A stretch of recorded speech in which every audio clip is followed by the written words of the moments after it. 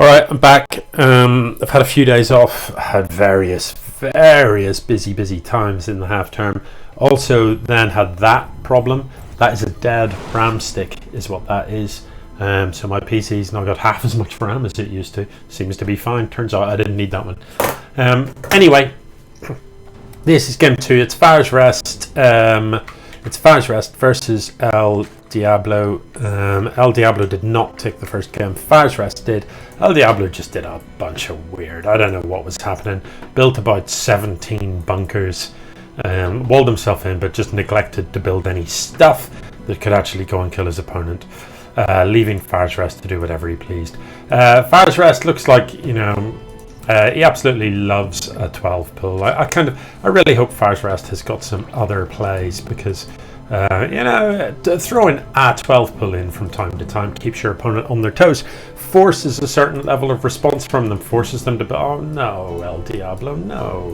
What is this? Like, you need a barracks. You need units that shoot. You don't need 3 supply depots. You definitely don't need them queued up. Don't do this. Anyway, throw in a 12 pull in from time to time. I'm all for. I've shown you guys how to do plenty of different cheeses. And the idea with the cheese is that every now and again you mix them in.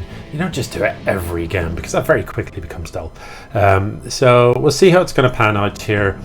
Of course, whoever sent me the replays didn't rename them, so I don't actually know if this is game 1 or game 2. Perhaps the excessive bunkering in the other game was because ElDiablo had to put up with a heavy ling cheese in game 1 and thought, I know how to defend against that. This 12 pull though, kind of pointless really, isn't it? Why do you need to pull that early when you're not going to ling rush from it? I don't really understand this build. I don't really get what it's trying to achieve. Anyway, there is Zergling speed in production. There are drones being built. Across the map there's no SCVs in production. I don't know why. ElDiablo's just decided he's got enough. There is a barracks being built, and there's a command center being built. Now this is tricky because the barracks is so lit. He doesn't actually have anything to stop these lings harassing and killing the SCV. Had you just built a barracks instead of these 2 supply depots, you'd already have a Reaper that could come down here and just kill these or chase them off, and you wouldn't have any issues at all. But as it is, you do have issues. You've queued up, these last 3 Marines are the cost of a barracks, and by the time you get to that one, your barracks is built. So I like. This doesn't look good, does it? It doesn't look pretty. On the other side of the map, Roach Warren in production. No further drones. Oh, there are drones being made, just not here. Oh, there are. What? Wait, what? Oh, I was thrown by there's a couple of larvae there that caught my eye, and thought nothing was in production, but it is. So drones being built, some roaches being built, Evo chamber at the front. Things pretty normal stuff here on the Firesrest, despite the slightly skewed opening. Stuff over here looks reasonably normal. These lings either got the kill or denied the command center. And yeah, factory being built and tech lab. So again, things beginning to normalize a little bit, but like, where are the workers? Why are there no workers in production? Said it before, I'll say it again, don't stop building workers, just don't. Until you've got like 70 or 80 workers on the map, be always building workers. It's just, that's just what you do. It looks like ElDiablo is planning a tech build. He's moved the barracks off the tech lab so that he can swap the factory onto it, and now he's building a reactor for this barracks. So the factory is going to fly across and land here. That's going to enable siege tanks. It's going to enable this and that and some upgrades. This small band of stuff for ElDiablo is posturing outside, and at present, for Firesrest is sort of parked outside. At present, ElDiablo literally doesn't have any fighting units. So there's a siege tank in production, but that's a little way off. and there's a huge number of Marines queued up. So if this pushes up straight away, it's going to be a little bit annoying until the siege tank comes out. Once the siege tank's out, you can park it here, siege it up, and it'll obliterate everything in the ramp. But it looks like Firesrest is just going to park outside for the time being. The Ravager in production, maybe his plan is corrosive bile on the supply depot and then run in with the Lings. And I like that plan, it's a good plan. The siege tank needs to move a bit further back, otherwise it can be hit by the corrosive biles. There is a chance these two Marines, I think the Overlord gets away. So they're not going to get it. That's a little bit too close for my liking. But now that the Overlord's chased away, bear in mind Firesrest does not have vision up the ramp until some of his stuff gets to the top of the ramp. So he can bring this Overlord back into this kind of area. The vision range of an Overlord is much larger than a Marine. But pleasingly there is a Viking coming out for ElDiablo. So this Viking can make sure no Overlords can give sort of sight to this stuff. Reasonable army advantage here, but with two siege tanks up, you know, that negates a fair amount of Lings. The Viking's going to come across here and see that there is stuff here. What the hell is this about? No one knows. What, like that is literally 1,000 minerals of supply depot, but it's queued. That beggars belief. Why are you going to need all those? You can only build stuff like you've really got one of each production structure. So I'd like to see the Viking just focus this down. There's nothing can shoot it. So the Viking can get rid of this Overseer, and that'd be a good thing to do. Siege tanks, again, these are too close. You want them further back so that they can't be hit by the corrosive biles from roaches on the low ground. You want them far enough back. You know, the range of a siege tank is enormous. So you can see the dotted line here shows you the range of the siege tank. Unfortunately, the siege tank's vision range isn't as far as that. So he wants to be out prowling with this Viking, just patrolling about here, and that will give sight to the siege tanks so that they can actually shoot this far. At present, you could park a unit. You could park a unit here, and the siege tank won't shoot it because it doesn't see it, as demonstrated there. So it can shoot that far, but it cannot see that far. No, this many siege tanks can do a lot of damage, but look, the corrosive biles just instantly focused on two of them, and that's why you needed these tanks further back. Clumped together like that, where one bile can hit all three, is the last thing you want. Yeah, no, this does conveniently, the Viking does conveniently chase away the Overseer, so there's no further vision up the ramp here. But ElDiablo needs to make some plans to move out. You know, on the other side of the map, look, Firesrest has got his third going, admittedly. There's a whole batch of workers in production to instantly saturate that. So, you know, why bother saturating the main or the natural? But let's oversaturate the third. Yeah, so his income is going to dwarf his Tyrant opponents very, very soon here, and you can see that major discrepancy on both sides. So, you know, if ElDiablo doesn't push out or do something, he's just going to lose pretty hard.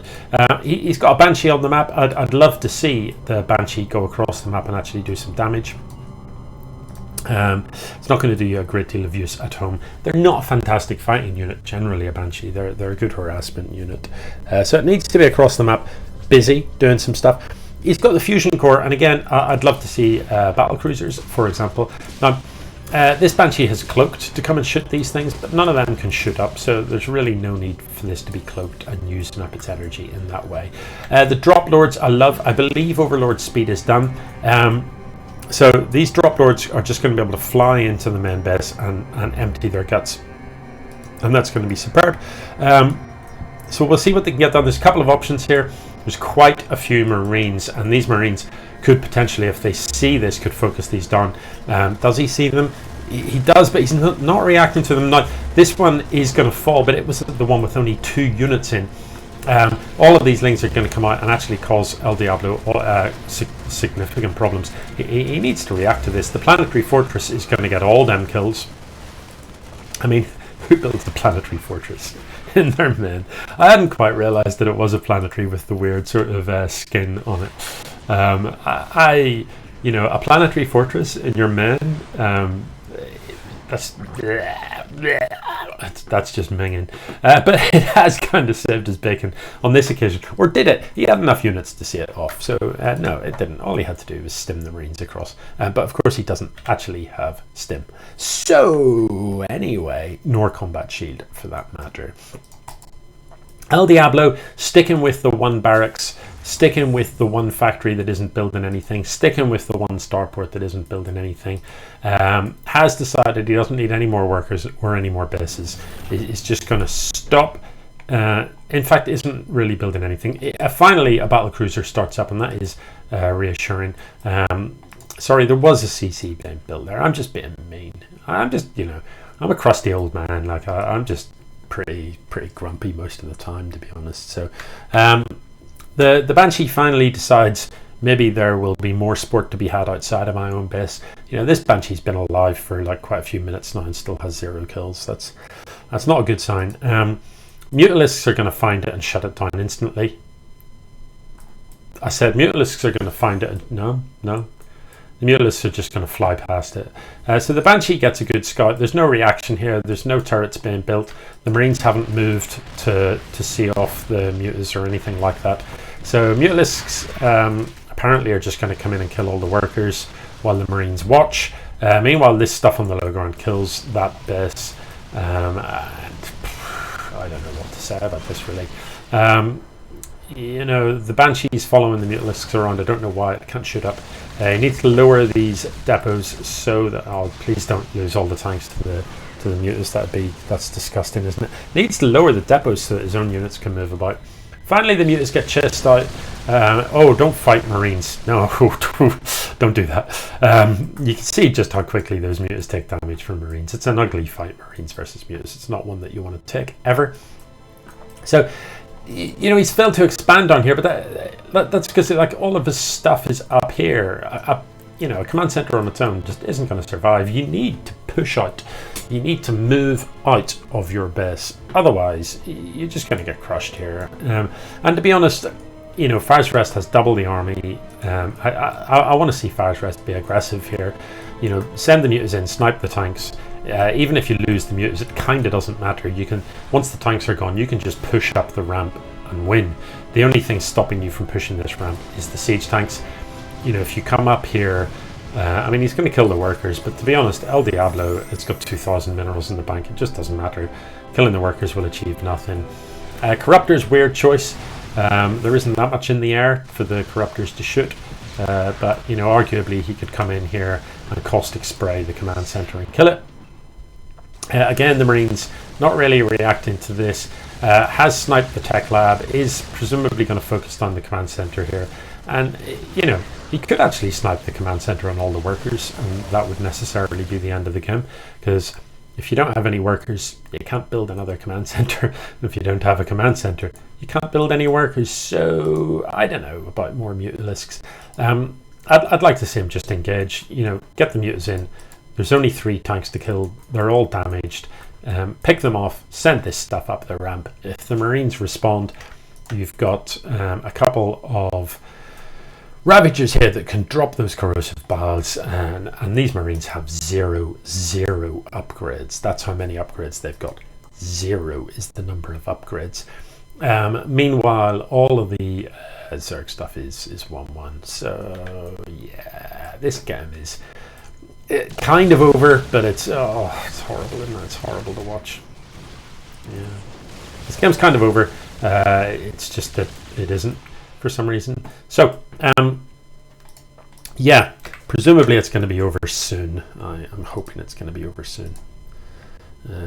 Yeah, so let's just sit back and see what happens when Firesrest finally just A clicks for the win. F2 A click, go. F2 A. Yeah, so the Mutas are going to take out the command center. I think all the workers are going to die here as well. They are all dead. So ElDiablo now has no way to build a worker, no way to build a command center, cannot therefore expand, can't really do anything, has got quite a lot of minerals in the bank, just doesn't matter. So ElDiablo, move out, get out, in your opponent's face. Stop opening with 3 supply depots. Please, please, please, please stop that. GG.